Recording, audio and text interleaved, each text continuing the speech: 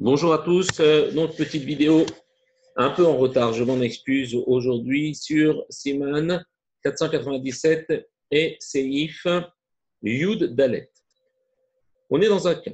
Nous dit le Mouhaber. Simen Betor Aken. Il a préparé à l'intérieur d'un nid. Donc, quand on parle ici d'un nid, ça peut être le pigeonnier, qui peut être un nid artificiel pour les pigeons. Au Matzal Ifne Aken, et il les a trouvés devant le nid. Donc, les oiseaux, ils n'étaient plus dans le nid, ils étaient devant le nid. Asurim, ils sont interdits. On va expliquer pourquoi.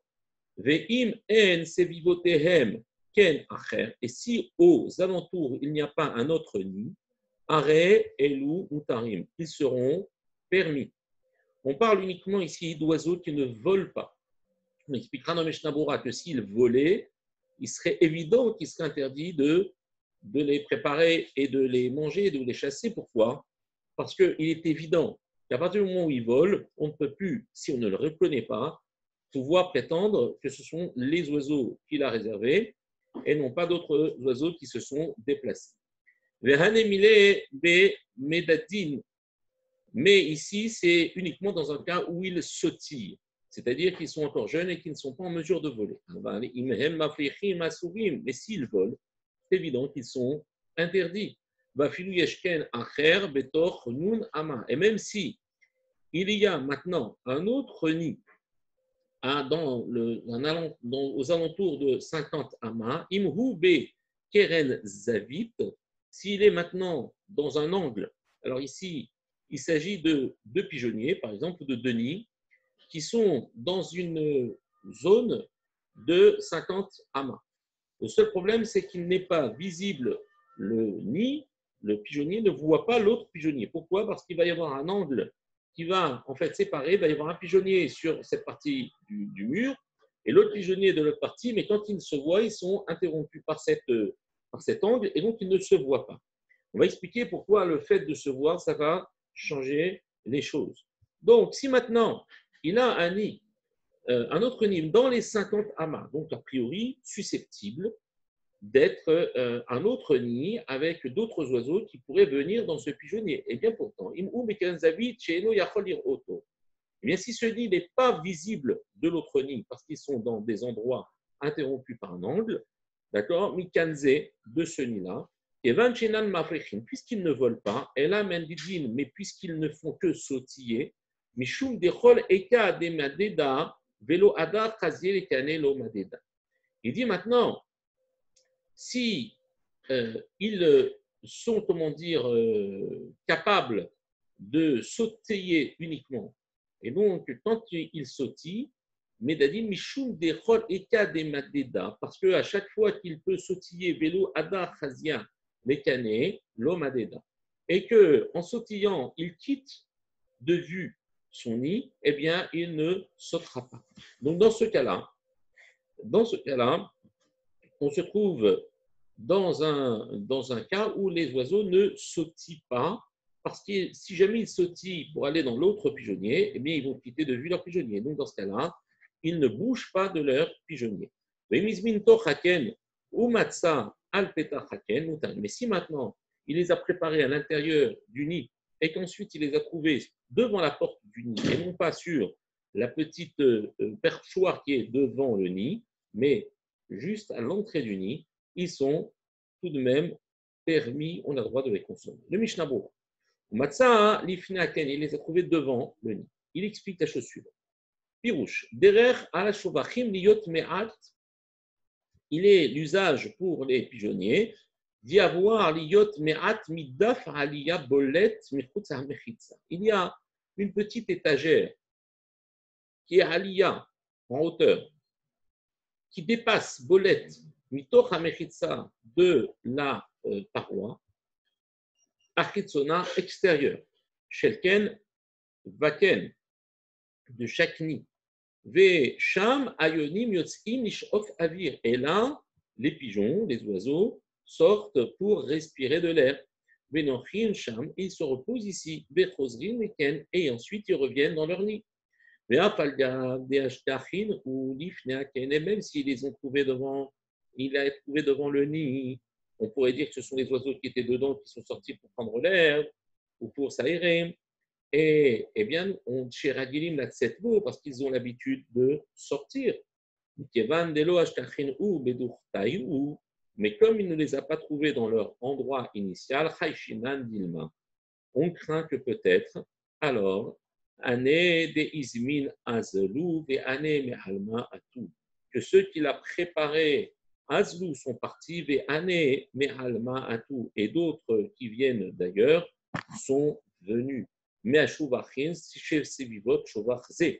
Des pigeonniers qui sont aux alentours de ce pigeonnier. C'est vivotehem, aux alentours. Donc, on a dit que si maintenant, il y a des pigeonniers aux alentours de 50 coudées du pigeonnier où il a préparé ses oiseaux. Aïnou betor hamishim ama, dans un périmètre de 50 coudées. Chez Darkam, les dedot ad chez Urze au Kedil Kami. Ils ont l'habitude, quand ils sautillent, pas quand ils volent, c'est plus de 25 mètres, mais quand ils sautillent, ils peuvent sautiller et aller jusqu'à ce pigeonnier, c'est-à-dire qu'ils volent de manière maladroite, mais jusqu'à 50 coudées, on peut imaginer un échange d'oiseaux. Et s'il y a un échange d'oiseaux, il est possible que les oiseaux soient des oiseaux différents de ceux qu'il a préparés. Moutarim, ils sont permis. Des vadaï elohen sheizmi bitoch haken ou baou les fanéas. Si maintenant, on a dit qu'ils sont moutarim, de quoi parle-t-on?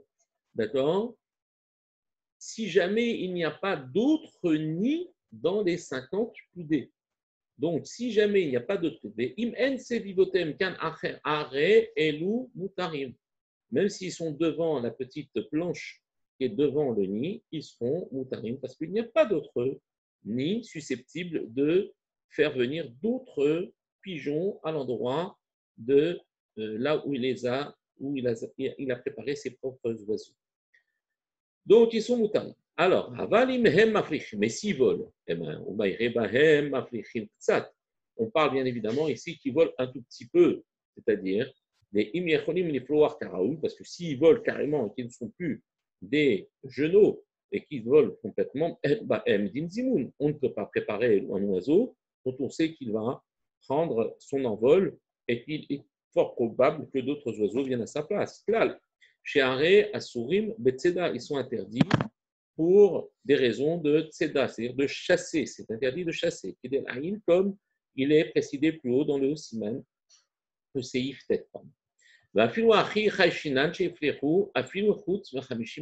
cause de cela, donc on craint qu'ils aient volé même en dehors de ces 50 amas qui représentent, on va dire, la zone où il est susceptible de se trouver d'autres pigeonniers et de permettre un échange des oiseaux d'un pigeonnier à l'autre. Va filou yesh. De quoi s'agit-il? Va filou yesh.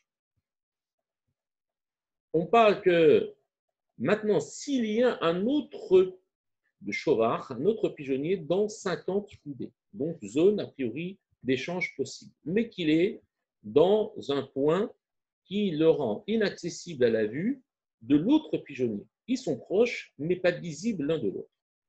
Il dit maintenant, si jamais à fil ou yesh, il s'agit ici, dans le cas où ils ne font que sautiller, le yesh kan sevivo tam betor nun ama, et qu'il y a un nid aux alentours dans les 50 coudées, on n'interdit ces oiseaux qui sont sortis de l'endroit où il les a sélectionnés, et là, c'est uniquement quand le chauvard qui est dans le périmètre de 50 mains se trouve dans l'axe droit, c'est-à-dire Neget face à l'autre chauvard, car, comme on a dit, l'oiseau ne quitte pas son nid s'il n'est pas en mesure de voir derrière lui son pigeonnier. Et donc, puisque si jamais il va à un autre chauvard et qu'il est en mesure de voir son chauvard derrière, dans les 25 mètres et 50 coudées qui suivent, il peut se déplacer pour aller voir d'autres pigeons et réciproquement. En revanche, si le pigeonnier se situe dans un angle qui, lui, est inaccessible à l'œil du petit oisillon, eh bien, il ne quittera pas son nid s'il sait qu'il va devoir le perdre des yeux. Donc, dans ce cas-là, même si le pigeonnier se trouve dans les 50 coudées du périmètre où se trouve le chauvard en question, il a sélectionné ces oiseaux, on peut permettre les oiseaux, même s'ils sont sortis de leur nid et ils se sont mis sur la tablette, parce qu'on ne dira pas dans ce cas-là que ce sont d'autres pigeons du pigeonnier d'à côté qui est venu à la place de ceux qu'il avait préparés. Voilà, je vous souhaite une très bonne journée. Kotou, Chazak Baou.